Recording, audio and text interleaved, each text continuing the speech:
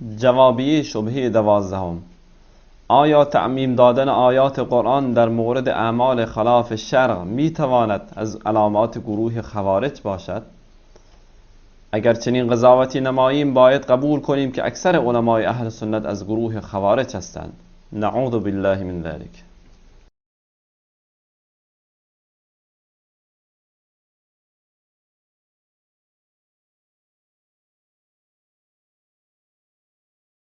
Şunun mukabalında da gelip bize hemletmeklik. Bunun da mukabalında ettiyen işi, öyle işi, ayet Kur'an'ı, hadisi, ödeyenin öğeleri tefsir edip, men tefesserel Kur'an'e bire'ihi fakat kefer, her kimi ki Kur'an'ı ödeyenin öğe tefsir etse dinen çıkıyor. Ola men tefessere de men fesserel Kur'an'e. O Müslüman da onun şurayı için müteessmen edip durdu. O taraftan gelip bir de havariş demeklik. Havariş değerler nezre diye, ola bir adam dedi ki kafirlerin hakkında inen ayeti. Baştaki murad dedi ki kafirlerin hakkında indir. Şunu gelip de Müslümanların aleyhine hemlet diye dedi Müslüman da. Naud billah şeyle bir zattan. Eğer şu at, yankı geçen gururgan öden şunun da. Keştada şu Hudayn meneleri gelip Kur'an'ı, hadisi öyle yerlerine tefsir et yerler. Oşlarında ne mi ümit bak ki adam cemaati doğru yol kokutu Müslüman da. O taraftan da gelip bidin yakamı tutmaklık. Ki bunlar Kur'an hadisi öyle tefsir et yerler ya Müslüman da. Eğer bu Kur'an'dan burada deyiptir, hadisten burada deyiptir. Şun anırtında hetmin fukahalardan, muhaddislerden bizim bir delilimiz bolmalı. Yoksa her kim olsun o, öyle guru haberci geçene hiçbir gurun yok Müslüman da. O tarafta da o da ben adres vereyim. Yani kim? Ödiyeden kitabında Seffiye bis Sünno. Şu meseleyi ben açıklayıp İrvat'tan bizimle haberimiz var. Kişiyle bir adın nazar edildiğine. Seffiye bis Sünno'da işte ayati var. Ayat-ı Kur'an var. Ki Yahudilerin ulemalarının hakkında geliyor. Mesihlerin ulemalarının hakkında geliyor. O şu metlepler var ahim, gelip de var ahim. Hakkı batırmakın hakkında. Allah Teala şoları hitap ettir. Bir de iyiliğin hakkında ben önden aydamak. İleride kimsin iyi diyanla müfessir Kur'an-ı Kerim Allame İbn Kesir Demeşki rahmetullahi aleyh etti. Der mezmun ve idai eşkhasiniz dahil mi gerden ki bedet hay cedidi redderdin bir vücud avardan. Bedet hay ki nam bedet hasine ban guzarşan ama hiç delil şer'i ne daran. یا این که طبق نظرات شخصی آنچه را که خداوند متعال حلال کرده حرام اعلام کنند یا آنچه را که حرام کرده حلال قرار دهند. پس گفته şu müfessirler şu ayetler muhatetinde şöyle bir adım Müslümanlardaki ödeyelerini öyle tefsir edip şuna da giriye edip bana şöyle ne ettirir Müslüman doğun şuna hakkında nasıl edip şunu sırahaten aydıptırlar. O zaman şu ayetden gofte eğer şu ayet avval ki aydılan gurunları ya şu ne vardı bir yerden gurunları mengel tevcih edecek otam Kesinlikle havarşı ve diyeler. Ne bizimden yığırılsak. Ya biz böyle de şeyle de ya Müslüman doğan. Biz aydan kefeninde duz. Her bir aydan kefeninde iyidina. Müfessirlerin, muhaddislerin delil ve elhamdülillah. Biz ödümüzden istinbat. Şahsi demden elhamdülillah Kur'an'dan. Yöne bunun hakkında da ne değil. Geçenki navarlarda şun hakkında veren açıklamamızda da kulak atın. Şu bu aday temaşayıp bir aydan kesin tevcih ettiğin aydan kefeninde yok. Geçenki navarlarda şun hakkında ki ayet Kur'an'ı hadisi ödeyen tefsir edip boliyami bir adam tefsir etse ne yaparım boliye ayet mezmunundaki kafirler hakkında iniptir şunu gelip Müslümanlar hakkında bir ehyanın eşarasına badip açacak otan bana neyme şerait ben neyme etmeli şuna hakkında veren gururumma inşallah Teala bu neyme dedi kulak ataylı ve kızavatta neyme bunun hakkında da tüverin inşallah Teala kalıptır bir nesanak gururun kara çarşan ben gururun ondan sonra leytürde gayip tip barahim o gecen namazının gururun ondan sonra Kadir Gecesi'de falan namazın gururun, mevludun gururun ve 3-4 tane gururun var. Bunları da inşallah Teala dinleyip de Allah Teala tevfik versin, açıklamasını verir. Allah Teala hemcemize tevfik versin. Vesselamu aleyküm ve rahmetullahi ve berekatuhu.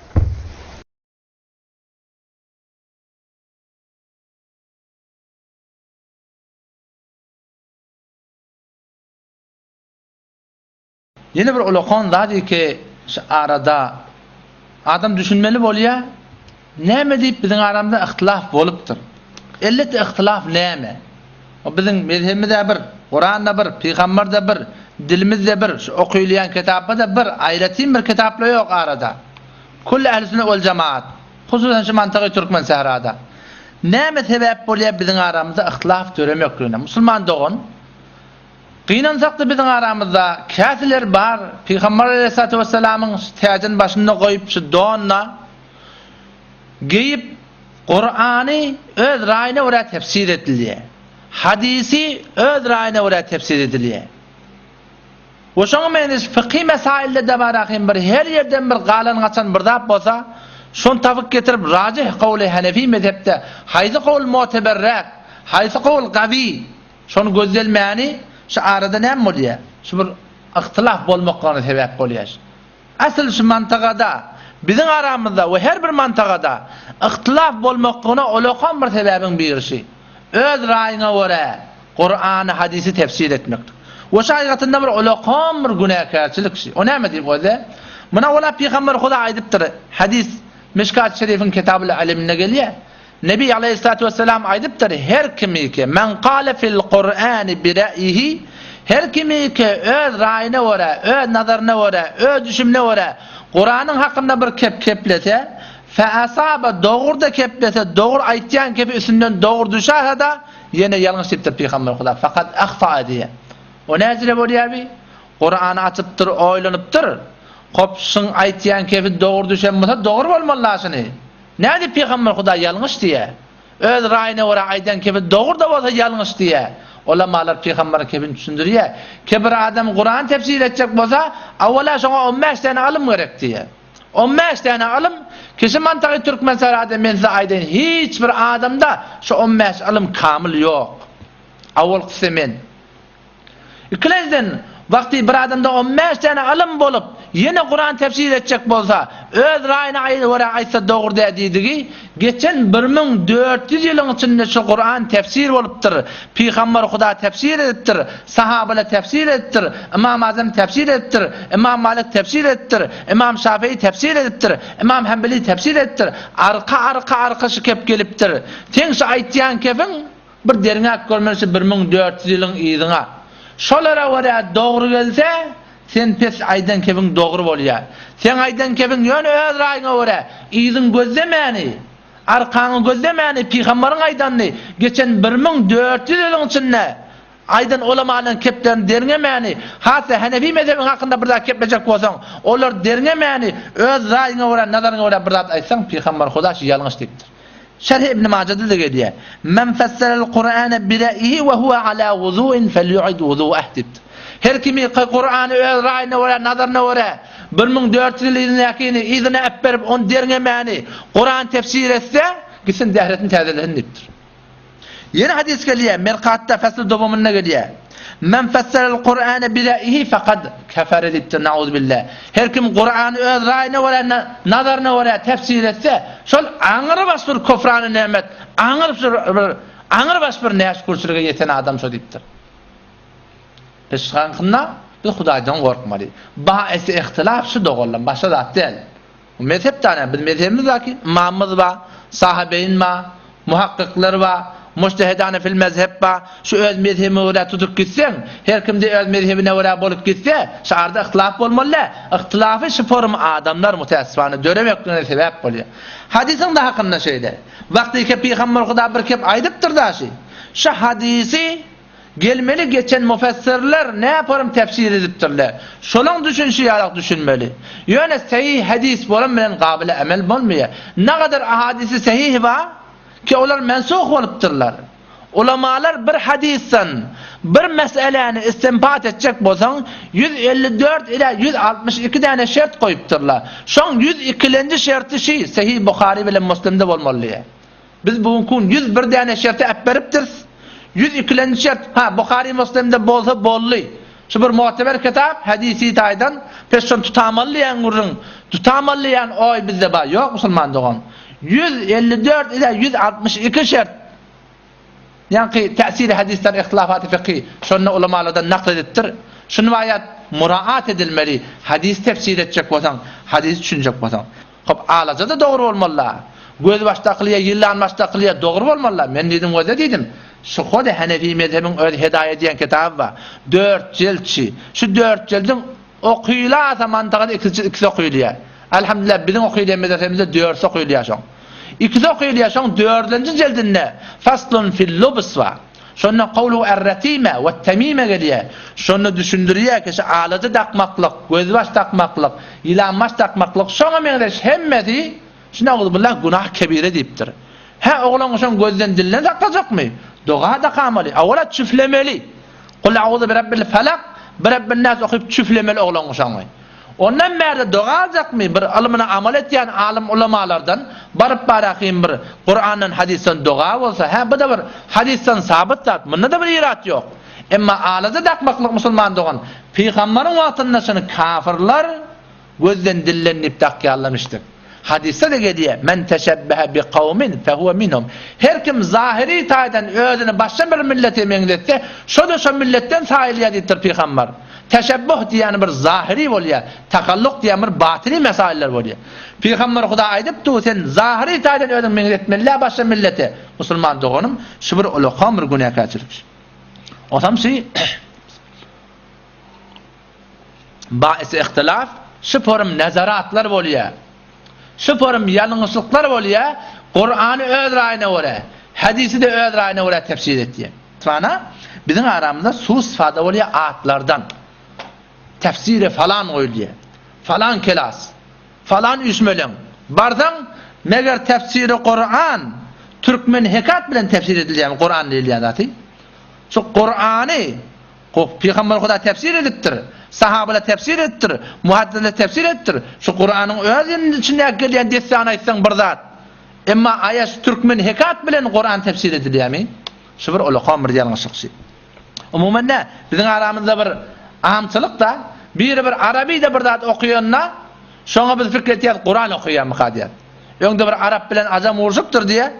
O zaman yankı Arap yankı azami. Azam diyen Arap'tan başka değil. Türkmen niften edabet. Bir Türkmen ben bir Arap uğurşuptur diye. Uğurşuptur yankı Arap sev vurmanı zırıptır diye yankıyını. Türkmeni. Vuruptur bunu hak takip ediptir diye. Ama ahir mı ağrına sıptırlar. Yankı Türkmen bana hissat diyenek diye yankı azam. Ol şeyle el gaytariye diye bir hissat diyenek tu diye yani. Ama ahir deyince diye falan etme bir gayrat adam diye. Sen de bir uğrardın da. Onunla doğrusu mene uğracaktın şifat. Men şu dün bir sev bana Kur'an okuyup veriyor diye de. Men şuna için vurup bilmedim diye. Ola diye baba Kur'an okuyma nerede diye. Bula öz Arap diye. Arapça sana seviyor diye. Men ne bileyim onu diye. Arapça keplensen bana Kur'an okuyup veriyor mı hadisini diye. O zaman şuna men istoğalım. Şey ihtilaf edip oluyor. Yine bir görünme arada bizim aramızda şu form fikrediliyor kavatta. Her kim Kur'an'dan ayette her bir alim olsun. Peygamberin teyzin başında koyup da mikrofonun, tribonun götüne geçip de Kur'an'dan hadisten ayeti verse şuna doğru mu kadiliyor? Yok Müslüman doğum. Belli görünüm yok. Eğer Kur'an geçen müfessirlerin kavra olsa, hadis geçen muhaddislerin kavra olsa, Hanefi mezhebin fıkıdaşı mu'teber qavi kavl Hanefi mezhebde tutulsa hiç vakta ihtilaf ara gelmiyor. Böyle bir ihtilaf ara gelmiyor ki olana Vehhabi desin, olana fasık desin, olana fazır desin. Olar bir manahim dinden çıkan yalak görsün. Yani kemode Ma'ariful Kur'an Mufti Taqi sahabın atasının yalan zadışı. Mufti Şefi rahmetullahi aleyhin öyle yazıptır şunu cildi yek seffeye çarşıda şahsiyetinde geliyor. Peygamber'e doğru muhabbetin olmalı. Evliyalara muhabbetin olmalı. Şuhadalara muhabbetin olmalı. Ölüküden adamlara muhabbetin olmalı. Emma şoları Hudayalak her yerde hazır nazır bilmeklik. Hudayalak her yerde men sesim eştiya demeklik. Müslüman doğansı doğru değil. O da okuyup bilen o da az nazar şer'i İslam azamet ve muhabbet Resulü Huda farzas. Ki bidunan iman imanat. İslam'ın şeriatı yüzünden Peygamber'in azameti ve muhabbeti her bir adamın yüreğinde bolmaklık bula farz diye. Eğer şu bolmasa imanı kalmıyor. Veli Resul ra der sıfatı ilim ya kudret ve gayre beraber ba Huda karardadan gumrahi deyiptir şey. Peygamber Huda etektekli de olsun. Allah bilen alımı yüzünden, kudreti yüzünden Huda bilen dengetmeklik şu bir gumrahi deyiptir. Kur'an-ı Kerim hakikati ne yaparım beyan etti diye o da. Kur'an-ı Kerim hakikati şirkra çinin beyan fermude ki gayre Allah'a der sıfatı ba Huda beraber karar dehen. Şirk diyenler diye düşündürüyor işte da. Şirk diyenleri Allah'tan gayrini Allah Teala'nın alımına, bilminne, eşdiyerliğine, görüyerliğine beraber etmeklik, den etmeklik diye. Hemçinin ki der ayet 98. ayet Sure-i Şuara'da geliptir. İz nusavvikum bi rabbil alemin diye. Ol vakti ki bu botperestler ağzından çıkan kep. Ol vakti ki biz siz ey botları Kıyamet günü dava olacak şu taada. Şu taada botperestler öz botlarından bizar olup biz sizi Huday bilen dengelti ettik diye. Şu taada diye emruz hem kesani ki Resulü Huda sallallahu aleyhi ve sellem alimel gayb şun kunne her bir kişi ki Peygamber Hudani alimel gayb batırılığını bilyen etse zamanında Huda derhalca hazır nazır mi guyan Hudayalak her yerde şunu hazır nazır bilyenle ve çenin mi fehmen kema bainda viye darim hak azamet ve muhabbet Resulü Huda sallallahu aleyhi ve sellem adami konim derhali ki şubur anır bas bir yalınız kep yani biz şu bölüm düşünmelen ki biz ya Resulullah diyeyli onu her yerde hazır nazır bileyli şu biz Peygamber'e muhabbet ettiğimiz Peygamber'e kavurduğumuz deyip aytmaklık şubur anır bas Müslüman doğullum olu qamır kep diye ondan sonra aytiye kep sahabe-i Resulü Huda sallallahu aleyhi ve sellem'den anır bas Peygamber kavurayan yoktu. Şol sahabe-i Resulü Huda hiç vakti hiç zamanla ya Resulullah ya Muhammed diye Peygamber Huda'nın kömege çağırmaptırlar dünyadan qaydandan sonra. Hiç vakti çağırmaptırlar. Ha ya Muhammed'ah geliptir. Meydanı cengde ya Muhammed'ah deyip çağırıptır. Onun yerine men gurrun öderin. Ki ya Muhammed'ah meydanı cengde çağırmak şiarül muslimin diye. Ola şey meydanı cengde bir şuar imiştik diye. Meydanı cengde birbirini tanımadan çilim bir remzeşep, birbirini tanımadan çilim bir aralarına bir koyulan kepmiştik diye. Onun yerine inşallah ben açıklayıp düşündürüyorum. O zaman şu tayda Müslüman doğullum. Muhabbet öz zahidinde bir kavzat. Hemmeti bir kavzat. Emma şu aydılyan kep, Huda bilen Peygamber'in aydanına göre, fıkıh Hanefiye göre, şuna göre bolmalı. Etiqad. Hemmeti adımız kime göre bolmalı? Kitaplan aydanına göre bolmalı. Yani öz yandan özün düzenin bilen Müslüman doğullum hiç vakti iş bitmeyer yani. Tayda Müslüman doğullum hakkı düşünecek bolsak yol şey. Tahqiq etcek bolan kitapta yol şey. Kur'an mufassirlerine göre, hadis muhaddislerine göre, fıkh müştehitlerine göre, akida dört mezhepte bir zat. Kur'an hadis mutavatire göre. Allah Teala hemimize tevfik amel ver.